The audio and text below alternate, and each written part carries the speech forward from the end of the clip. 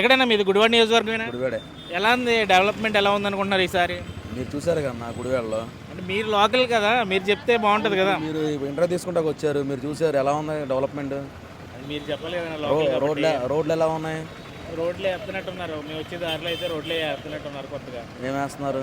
అదే main road, అదే highway Gudivada Vijayawada నుంచి అదే పామర్ నుంచి మరమ్మతులు చేస్తున్నారు అంతే. మరమ్మతులు అంతే. 4 సంవత్సరాలు ఏమైంది, ఎలక్షన్ టైంలో ఏదో మరమ్మతులు చేశారని చెప్పి చేస్తారు, ఇంకేంటి అంతే. డెవలప్మెంట్ ఏం లేదు. డెవలప్మెంట్ ఏం లేదు.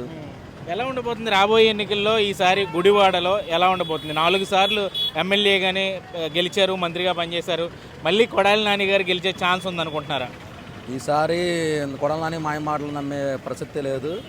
దేనికంటే 3 సార్లు నాకు అధికారం లేదని చెప్పి మాయ మాటలు చెప్పి ఇది చేశాడు.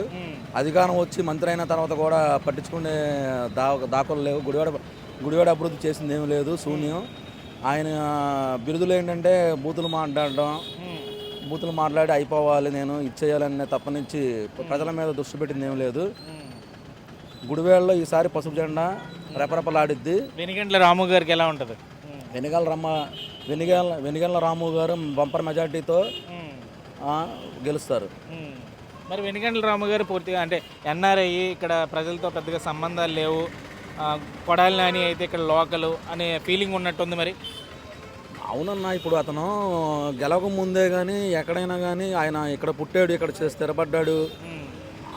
ఆనాడు ఐటీ కంపెనీల ద్వారా చంద్రబాబు గారు ఇది వల్ల అమెరికాలో స్థిరపడ్డాడు. ఇప్పుడు వచ్చి నా ఊరు నేను డెవలప్ చేసుకోవాలి, నా ఊరు ఇలా ఉంది ఏంటని చెప్పి ఇచ్చేసాడు. దాన్ని బట్టి ఏముంది, ఎవరు ఎంతమంది లేరు ఇక్కడ లోకల్ ఇక్కడ ఇదయ్యి. ఎలా ఉంది ఇప్పుడు వెనిగండ్ల రాము గారిని టీడీపీ వర్గాలు కానీ లేకపోతే జనసేనతో కూడా పొత్తుంది కాబట్టి జనసేన వర్గాలు కానీ ఆయన ఎలా రిసీవ్ చేసుకుంటున్నాయి? రావి వెంకటేశ్వర గారు అనే వ్యక్తి గత కాలంలో ఇన్ఛార్జిగా పనిచేశారు.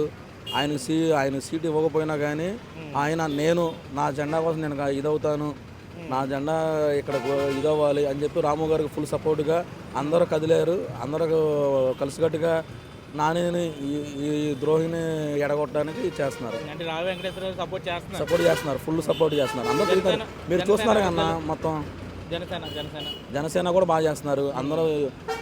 దేనికంటే మనోడు నాని గారి ఇది మొత్తం ఇదైపోయింది, దుర్మార్గుడు అని తెలిసిపోయింది. జనాభా కూడా ఇప్పుడు నమ్మే పరిస్థితుల్లో లేరు. ఆయన మాయ మాటలు ఆయన చేసే విధానానికి ఎవరు లేరు, నమ్మరు. ఈసారి గుడివాడలో పసుపు జెండా రెపరెపలాడిద్ది, రాసి పెట్టుకోండి, దానిలో డౌట్ లేదు.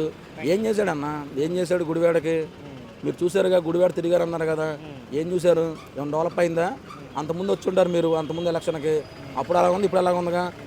మేము అధికారంలో ఉండి ఇక్కడ గుడివాడ గెలకపోయినా కానీ ఇన్ఛార్జిగా పనిచేసిన వారు రావి వెంకటేశ్వరరావు గారు, మున్సిపల్ చైర్మన్గా పనిచేసిన ఎల్వ శ్రీనివాసరావు గారు, బాబు గారి సహకారంతో గుడివాడని ఎంత డెవలప్ చేశారో చూశారు. కిట్కో ఇల్లు కట్టారు, రోడ్లు ఎంత, డ్రైనేజ్ వ్యవస్థ, మామూలుగా అమృత పథకం ద్వారా నీటి కుళాయిలు ఇచ్చారు. నీటి కుళాయిలు ఇస్తే కొన్ని చోట్ల నీటి కుళాయిల పైప్ లైన్లు ఇవ్వడానికి, కనెక్షన్లు ఇవ్వడానికి కూడా 4.5 సంవత్సరాలు పట్టింది. ఇంతవరకు కనెక్షన్లు కూడా లేవు కొన్ని ఏరియాల్లో. ఈసారి నాని ఏ ఏరియా వెళ్ళినా కానీ చేదు అనుభవం చూస్తాడు కంపల్సరీ. ఈసారి వెనిగండ్ల రాము గారు గుడివాడలో గెలుస్తారు. పైన గవర్నమెంట్ కూడా టీడీపీ గవర్నమెంట్ వస్తుంది.